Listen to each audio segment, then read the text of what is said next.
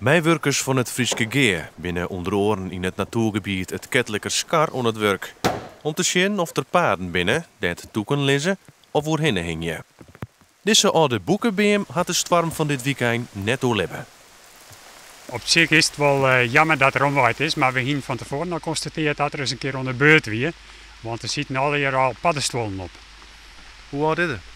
Deze beem is ongeveer planten in begin 1900, dus meer dan 115 jaar oud.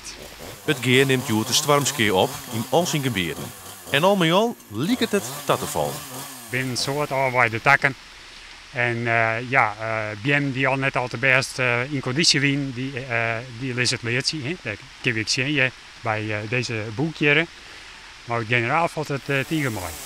Doch zoekt een goede storm net alleen nog maar negatief uit te pakken. Want de natuur kan het ook positief wijzen. Er wordt wel zo'n verkeerde, maar dat is voor ons wat natuur omgaat net altijd slim. En bij de beem die in het bos klezen deelt, die zorgt er voor dat er extra natuurwaarde weer ontstaat. Die houdt libet, wat er wel zijn, is ik zei, deze beem je zit al hier paddenstoelen op. Er zijn spuchtengatten die komen erin, daar zitten wij vogels in te nestelen.